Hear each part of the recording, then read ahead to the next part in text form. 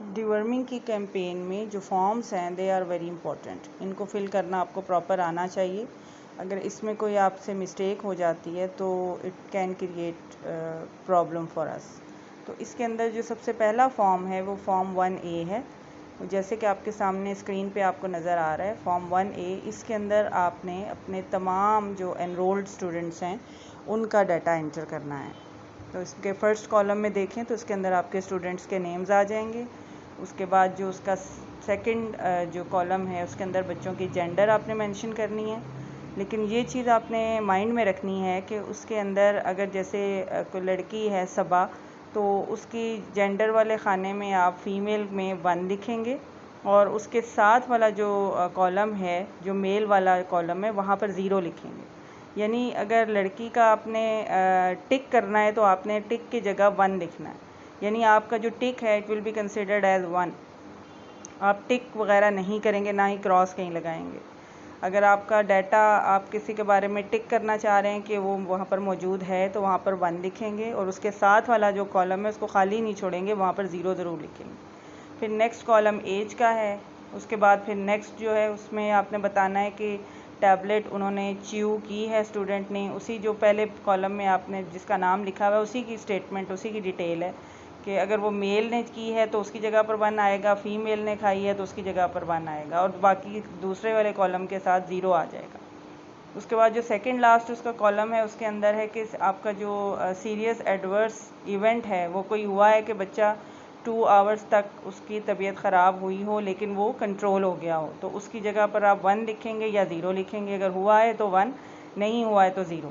इसी तरह जो लास्ट कॉलम है उसमें जो सीरियस एडवर्स इफ़ेक्ट है वो अगर 2 आवर्स से ज़्यादा प्रोलॉन्ग हुआ है और आपको उसको हॉस्पिटल भेजना पड़ा है तो इन दैट केस आप उसमें 1 लिखेंगे और अगर नहीं भेजना पड़ा तो 0 लिखेंगे।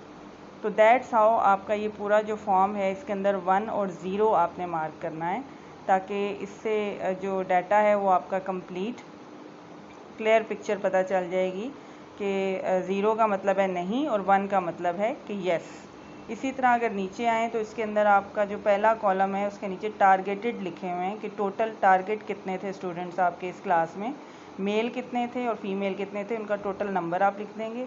इसी तरह जो ट्रीटेड हैं यानी जिनको टैबलेट दी गई है वो मेल कितने हैं और फीमेल कितने हैं। इसी तरह नेक्स्ट जो फॉर्म है 1B फॉर्म है। ये वो फॉर्म है कि जिसके अंदर आपने जो आपके स्कूल के अलावा जो बच्चे हैं, यानी आपके दाएं बाएं इर्द गिर्द कोई ऐसा स्कूल हो जो जिनको डिवर्मिंग की कैंपेन के हवाले से इंफॉर्मेशन ना मिली हो और उनकी रजिस्ट्रेशन ना हुई हो, उन्हें टैबलेट्स नहीं मिली, तो आपने उन बच्चों का डाटा जो है वो यहाँ पर कलेक्ट करना है। तो यहाँ पर इसी तरह फर्स्ट कॉलम में नेम्स आ जाएंगे, आगे एज आ जाएगी, उसके बाद फिर और वो स्टूडेंट्स जो कि आपके इर्द गिर्द के स्टूडेंट्स हैं जो कि एनरोल्ड इन अदर स्कूल्स हैं उनका डाटा आप लगा देंगे, लिख देंगे। मेल की जगह पर उसी तरीके से 0, अगर लड़की है और उसका लड़की के कॉलम में 1 और बॉयज़ के कॉलम में 0। इसी तरह अगर बॉय है तो उसका बॉय के कॉलम में 1 और फीमेल के कॉलम में 0। सिमिलरली जो दूसरा कॉलम है वो है आउट ऑफ स्कूल चिल्ड्रन। इस कैटेगरी में वो बच्चे आएंगे जो आपके स्कूल के इर्द गिर्द आप जानते हैं जिनको कि जो बेचारे कोई बैगर हैं या कोई ऐसी डिप्राइव्ड कम्युनिटी से ताल्लुक़ रखते हैं कि जो स्कूल किसी भी स्कूल में एनरोल्ड नहीं है, तो उन बच्चों को भी आप उनके पेरेंट्स को सेंसिटाइज़ करेंगे कि वो भी आपको डिवर्मिंग वीक में बच्चों को लेकर आएँ और उनका डाटा भी आप इसमें एंटर करें। सेम वे मेल और फीमेल में 0 और 1 की तरह आपने ऐड कर देना है। और exactly the same way serious adverse events अगर 2 घंटे के अंदर कंट्रोल हो जाता है तो वहाँ पर 1 लिखेंगे और अगर कुछ नहीं होता तो 0 लिखेंगे। इसी तरह सीरियस एडवर्स इवेंट्स अगर रेफ़र किया आपने हॉस्पिटल डॉक्टर के पास जो कि हाई अलर्ट पर होंगे तो तब आपने यहाँ पर 0 या 1, अगर इन केस भेजा है तो 1, अगर नहीं भेजा तो 0। तो इस तरह से आपका ये फॉर्म भी सारा फिल हो जाएगा। इसी तरह इसका भी टोटल जो स्कूल जो अदर स्कूल में एनरोल्ड चिल्ड्रन हैं उनका डाटा भी आप इसका टोटल करके नीचे कॉलम में लिख देंगे और इसी तरह जो आउट ऑफ स्कूल चिल्ड्रन हैं उनका भी डाटा जो टोटल है जिनको आपने मेडिसिन दी सिर्फ वो डाटा आप इसमें मेंशन करेंगे। इनका जो टोटल कितने स्टूडेंट्स आपके पास आए हैं वो डाटा नहीं आप मेंशन करेंगे। जितनों को आपने टैबलेट दी है जो ट्रीटेड हैं सिर्फ वही आप यहाँ पर मेंशन करेंगे। यू कैन सी कि यहाँ पर टोटल का पोर्शन नहीं है, only treated male and female कितने हैं टोटल, और सेम वे जो आउट ऑफ स्कूल बच्चे हैं वो ट्रीटेड कितने हैं मेल और फीमेल, यहाँ पर आप मेंशन कर देंगे। उसके बाद जो थर्ड फॉर्म आता है वो है फॉर्म नंबर 2। ये वो फॉर्म है जो कि आपने जब ये कैंपेन ख़त्म हो जाएगी या जब आपका टास्क कंप्लीट हो जाता है, आपके सारे स्टूडेंट्स जो हैं वो कवर हो जाते हैं, तो उसके बाद आपने ये टास्क कंप्लीशन के बाद फॉर्म 2 जो समरी है, ये फॉर्म और बची हुई टैबलेट्स आपने अपने जो कंसर्न्ड एजुकेशन ऑफिसर हैं उन तक पहुंचानी है। तो इसके अंदर ऊपर जैसे आप देख रहे हैं कि ये सारी की सारी डिटेल स्कूल के हवाले से है कि स्कूल कौन सा है, उसकी जो बाकी एरिया और सारा जो फ़ोन नंबर्स वगैरह सब हैं। उसके बाद जो राइट मोस्ट टॉप कॉर्नर के ऊपर ए और बी के जो कॉलम्स हैं वहाँ पर आपने अपने स्कूल की स्ट्रेंथ लिखनी है, टोटल एनरोल्ड स्टूडेंट्स।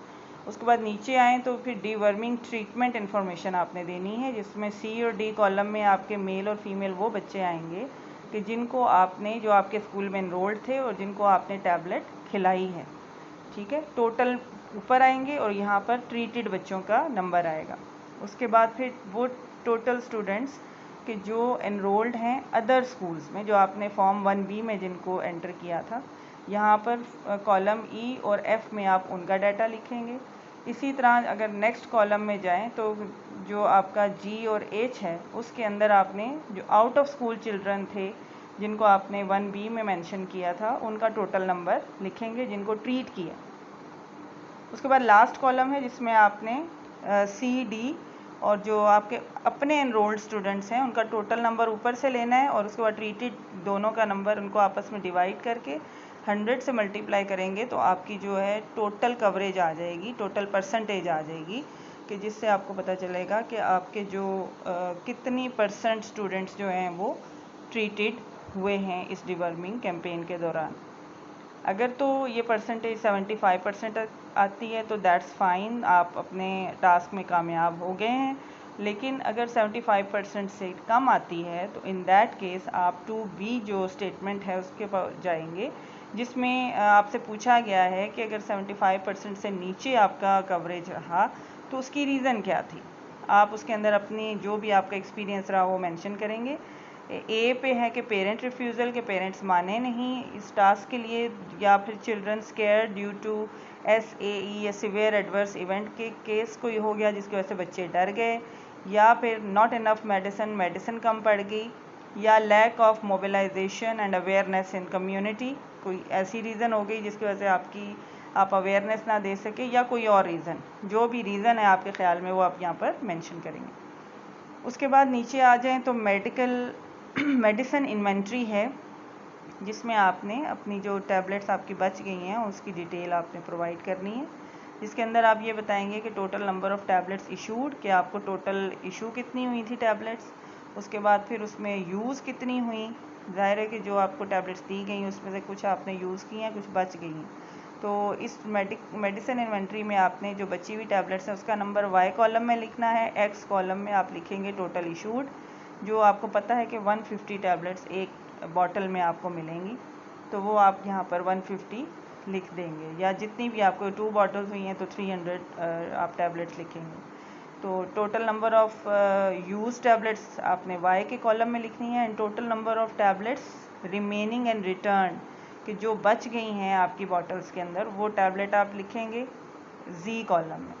और उसके बाद नेक्स्ट कॉलम है total number of tablets wasted, जब आप इसका माइनस करेंगे जो बच गई हैं और जो टोटल थी तो इससे आपको हासिल हो जाएंगी कि वेस्टेड कितनी है। जो बच्चे समटाइम्स वेस्ट कर देते हैं, फेंक देते हैं, जो उनको टेस्ट पसंद नहीं आता, तो वो आपने वेस्टेड का भी इसमें एस्टीमेट लगाना है कि इतनी टैबलेट्स वेस्ट हो गई हैं। फिर नेक्स्ट कॉलम आ जाता है सीरियस एडवर्स इवेंट्स, आपके कितने हुए हैं टोटल सीरियस एडवर्स इवेंट्स, जो कि 2 आवर्स में जो कंट्रोल हो गए तो वो आपके इस कॉलम में आएंगे फर्स्ट में, और सेकंड में आएंगे वो सीरियस एडवर्स इवेंट्स जिनको आपको हॉस्पिटलाइज करना पड़ा या उनको हेल्थ फैसिलिटी देनी पड़ी। जो भी आपके एरिया के कंसर्न्ड हेल्थ मॉनिटरिंग ऑफिसर थे उन तक आपने बच्चों को या बच्चे को थ्रू एम्बुलेंस पहुंचाया। तो ये सारी की सारी डिटेल आपकी फॉर्म 2 में आ जाएगी और ये आपने अपनी बची हुई टैबलेट्स के साथ अपने कंसर्न्ड एजुकेशन ऑफिसर को पहुंचानी है।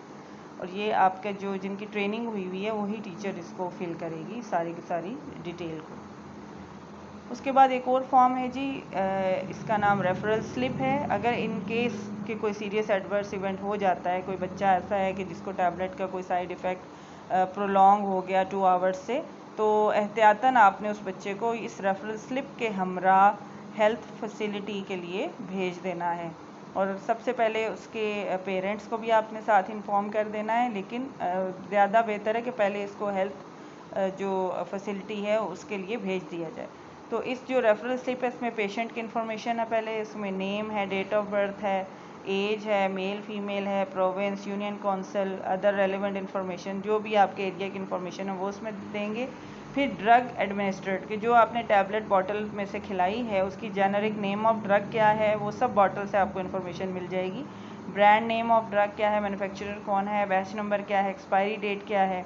उसके अलावा doses given, number of tablets के कहीं गलती से 2 टैबलेट्स तो नहीं खिला दी, डेट एडमिनिस्ट्रेड आपकी डेट जिसमें आपने टैबलेट खिलाई है, टाइम एडमिनिस्ट्रेड जिस टाइम पे खिलाई है कितने घंटे हो चुके हैं, साइट ऑफ ट्रीटमेंट के स्कूल का नाम यहाँ पर आ जाएगा।